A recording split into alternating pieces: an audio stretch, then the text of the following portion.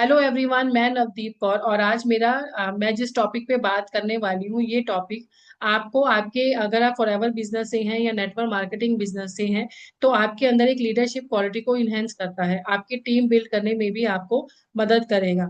तो इस टॉपिक पे बात करने से पहले या मैं इससे पहले अपनी प्रेजेंटेशन पे मूव करूँ, और अगर आपने मेरे चैनल पे नए हो और इसको सब्सक्राइब नहीं किया है तो आप इस चैनल को जल्दी से सब्सक्राइब कर लीजिए, क्योंकि ये चैनल आपको बहुत इन्फॉर्मेशन देने वाला है फॉरएवर के रिगार्डिंग, नेटवर्क मार्केटिंग बिजनेस के रिगार्डिंग। अगर आपने बिजनेस को स्टार्ट किया है या फॉरएवर से हो तो यहाँ पे आपको बहुत ही जेन्युइन और अच्छी इंफॉर्मेशन मिलने वाली है। और बेल आइकन को भी जरूर क्लिक कीजिएगा ताकि जो भी मेरी नई वीडियो है वो सबसे पहले आप तक पहुंच पाए। तो बिना देरी किए प्रेजेंटेशन को स्टार्ट करती हूँ, इस वीडियो को स्टार्ट करती हूँ। तो जैसा कि आप सभी जान चुके हैं कि मैं आज कम्युनिकेशन स्किल पे बात करने वाली हूँ। मेरी इस वीडियो का टॉपिक है कम्युनिकेशन स्किल, जो कि हर एक एफएलपी लीडर या नेटवर्क मार्केटिंग बिजनेस में जो भी पर्सन है उसके पास होनी ही चाहिए। अगर मैं स्किल की बात करूँ तो जरूरी नहीं है कि नेटवर्क मार्केटिंग या फॉरएवर के पर्सन के पास ही होनी चाहिए। ये एक ऐसी स्किल है, अगर आप कॉलेज में पढ़ रहे हैं, आप स्टूडेंट हैं या आप कोई भी जॉब भी करते हैं तो भी आपकी कम्युनिकेशन स्किल आपके में बहुत एक इम्पॉर्टेंट रोल अदा करती है। और आप जिस भी फील्ड में हैं वहां पे आपके पर्सनालिटी को इनहेंस करती है। आपके अकॉर्डिंगली ये कम्युनिकेशन स्किल को आप कितना रेट करेंगे, 1 से लेके 10 तक का आप रेट कीजिएगा, कमेंट बॉक्स में जरूर बताइएगा कि आपकी सोच के अकॉर्डिंगली कम्युनिकेशन स्किल कितनी जरूरी है। कम्युनिकेशन स्किल इंपॉर्टेंट क्यों है? क्योंकि ये आपके बिजनेस में या आपके फील्ड में एक इम्पॉर्टेंट रोल को अदा कर रही है। क्योंकि जब भी पर्सन आपके साथ बात कर रहा है, आपका कोई भी जो प्रोस्पेक्ट है, वो प्रोडक्ट के साथ साथ आपके बोलने के तरीके से भी चीजों को जज करता है, आपकी कंपनी को, आपके प्रोडक्ट को, कि आप कितना कॉन्फिडेंटली उससे बात कर रहे हैं, आप कितना कॉन्फिडेंट है अपने इस बिजनेस को लेकर। तो आप क्या बोल रहे हो या कैसे बोलते हो, ये सब चीजें आपकी मैटर करती हैं। टाइप्स ऑफ कम्युनिकेशन, कम्युनिकेशन कितने तरीके की होती है? कम्युनिकेशन 3 तरीके की होती है, वर्बल, नॉन वर्बल और रिटर्न। ये तीनों ही तरीके हम अपने बिजनेस में किसी ना किसी तरीके से यूज कर रहे होते हैं। मैं आप आने वाली स्लाइड में आपको सब चीजें क्लियर करूंगी कि ये एक्चुअल में होती क्या है। और इससे पहले आप कौन सी कम्युनिकेशन का टाइप का यूज करते हो सबसे ज्यादा, अपना कमेंट बॉक्स में बताइएगा कि आप कौन सी वाली कम्युनिकेशन सबसे ज्यादा यूज करते हैं, वर्बल, नॉन वर्बल या रिटर्न। तो नेक्स्ट हम बात करते हैं वर्बल कम्युनिकेशन होती क्या है। वर्बल कम्युनिकेशन मतलब जब आप प्रोस्पेक्ट के साथ कॉल पे बात कर रहे हैं तो आपकी कॉल पे बात करते हुए आपकी टोन कैसी है, क्लैरिटी कितनी है आपकी टोन के अंदर, कॉन्फिडेंस कितना है। अब कई पर्सन ऐसे होते हैं जो कि बात बहुत अच्छे तरीके से कर रहे होते हैं, बट समटाइम्स ना उनके वर्ड्स नहीं क्लियर हो पा रहे होते हैं, वो बोल क्या रहे हैं। तो यहाँ पे अगर मैं बात करूँ ना तो कहा भी जाता था ये पहले कि अगर आपको न्यूज में जॉब करनी है, न्यूज के उस पे फील्ड पे जाना है, टीवी पे आना चाहते हो, तो शीशे के आगे ना गला फाड़ के बात करो आप, ताकि आपकी ना वॉइस की टोन ठीक हो और आपके क्लियर वर्ड्स निकलने स्टार्ट हो। तो सेम लाइक दैट यहाँ पे भी मैं कहूंगी, हाँ, गला फाड़ के बात नहीं करनी है या इस तरीके से बात नहीं करनी है कि प्रॉस्पेक्ट को ये लगे कि आप उसके साथ लड़ रहे हो। आपकी टोन एकदम सॉफ्ट होनी चाहिए, काइंडनेस भी होनी चाहिए, बिल्कुल सॉफ्ट भी ना चले जाना। और आपके टोन में क्लैरिटी होनी चाहिए, कॉन्फिडेंट डेफिनेटली आप होने चाहिए। क्योंकि बिना कॉन्फिडेंट के बोला गया सच भी झूठ लगता है। आप कॉन्फिडेंट ही नहीं होंगे, आप ढीले ढाले बात करोगे तो पर्सन को यही लगेगा कि ये खुद ही कॉन्फिडेंट नहीं है अपने बिजनेस के लिए, तो मुझे ज्वाइन करा के ये क्या मेरे में चेंजेस लेके आएगा, या मेरे को ये इसका बिजनेस कितना मेरे लिए बेनिफिट वाला हो सकता है, या इसके प्रोडक्ट मेरे लिए कितने बेनिफिट वाले हो सकते हैं। तो क्या कभी आपने अपनी टोन को रिकॉर्ड करके सुना है कि जब अगर कोई प्रोस्पेक्ट उस टोन को सुन रहा है या उस वॉइस नोट को सुन रहा है तो वो किस तरीके से उसको जज कर रहा है?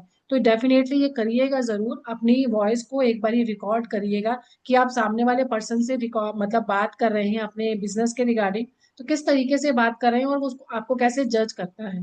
नेक्स्ट बात कर रहे हैं non verbal communication. Non verbal communication language होती है एक आपकी बॉडी लैंग्वेज, कि आपकी बॉडी किस तरीके से रिएक्ट कर रही है। और 55% कम्युनिकेशन बॉडी लैंग्वेज ही होती है, कि आपका आई कांटेक्ट कैसा है, आपका स्माइल जेस्चर है, या आप किस तरीके से बात कर रहे हो, बार बार हिले जा रहे हो, अपने हाथों की डायरेक्शन कैसी है, किस तरीके से आप मतलब बोले जा रहे हो, सामने वाले पर्सन को एक बार देख भी नहीं रहे हो, आई कांटेक्ट हो ही नहीं रहा है, भी, मतलब अगर मैं उसको देखूंगा तो शायद मैं कुछ चीजें भूल जाऊंगा। तो ये सब चीजें बहुत मैटर करती हैं, और ये कहीं ना कहीं आप कितने कॉन्फिडेंट हो, ये आपकी बॉडी लैंग्वेज से ही जज किया जाता है। नो डाउट यहाँ पे कई पर्सन कहेंगे कि हमारा तो काम डिजिटली या ऑनलाइन काम करते हैं, तो फेस टू फेस हमारी बात होती ही नहीं है। फेस टू फेस बात होती है अगर आप जूम मीटिंग करते हो तो। और अगर अभी तक नहीं कर रहे हो तो अपने प्रोस्पेक्ट के साथ जरूर जूम मीटिंग जरूर किया कीजिए, क्योंकि ये कनेक्टिविटी बहुत अच्छी, मतलब बॉन्डिंग बहुत अच्छी बनाता है आपके प्रोस्पेक्ट के साथ।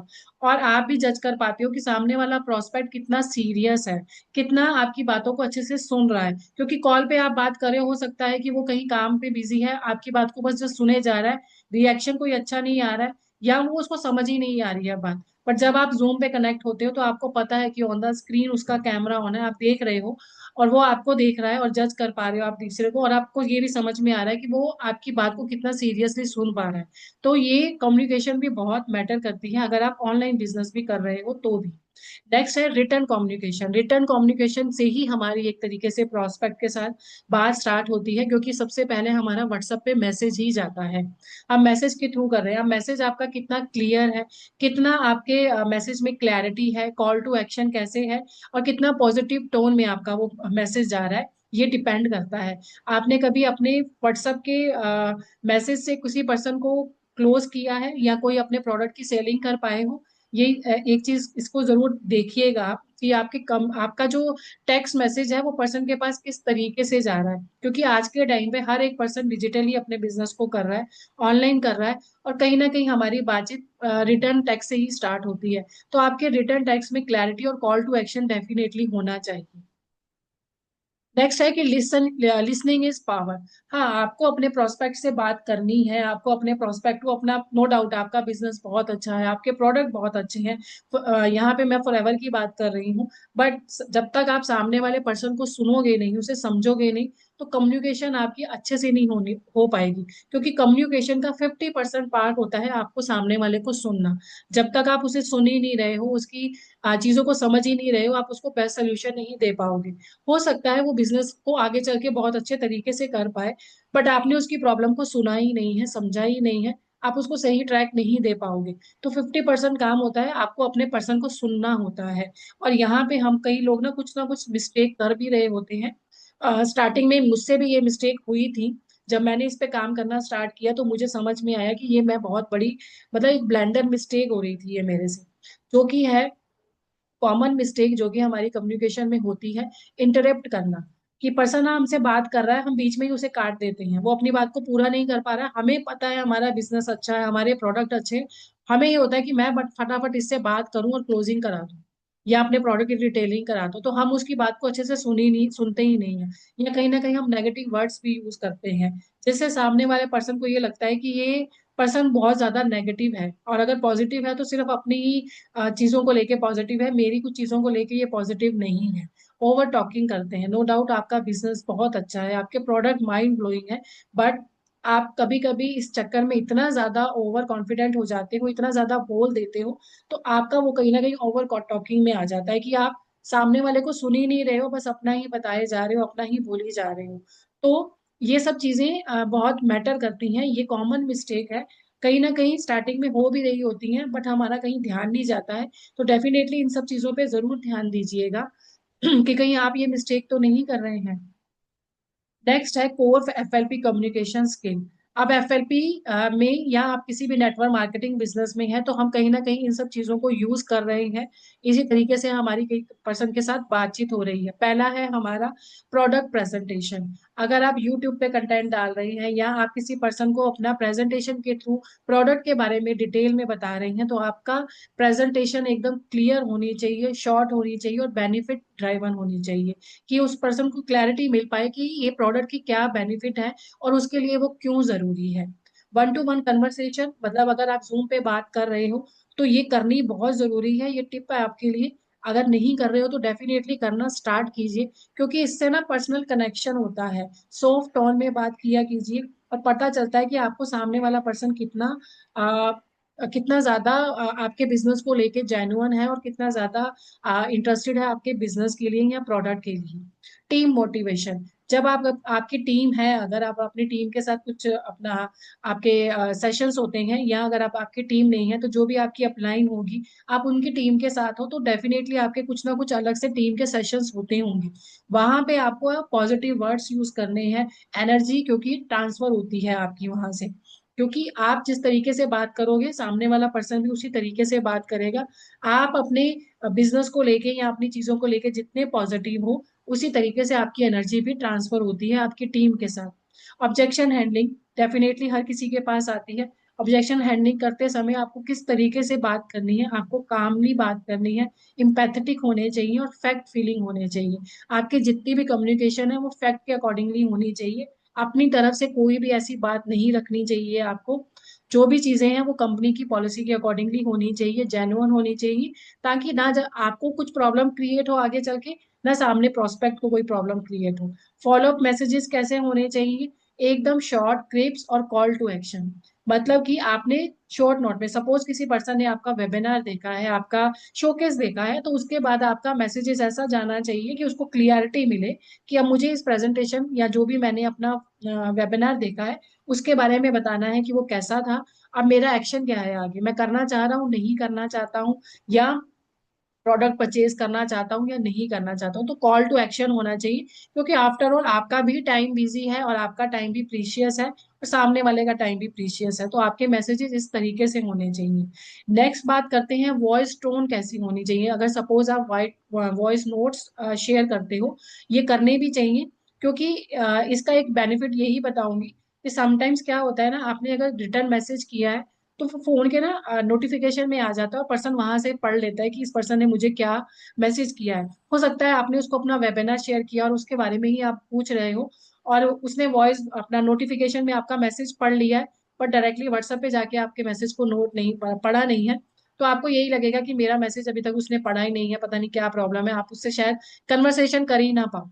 वॉइस नोट का यही बेनिफिट होता है कि वो पर्सन डेफिनेटली सुनेगा जरूर कि इन्होंने मुझे एक्चुअल में बोला क्या है या क्या बोल के भेजा है, मैं एक बार सुन लूँ उसे। तो ये जरूर स्टार्ट कीजिए अपने कन्वर्सेशन में। नेक्स्ट बात करते हैं शोकेस इनवाइट्स। शोकेस इनवाइट्स जब आप कर रहे हो, अपने वेबिनार के लिए इनवाइट कर रहे हो या जो भी चीजें, तो वो कैसी होनी चाहिए?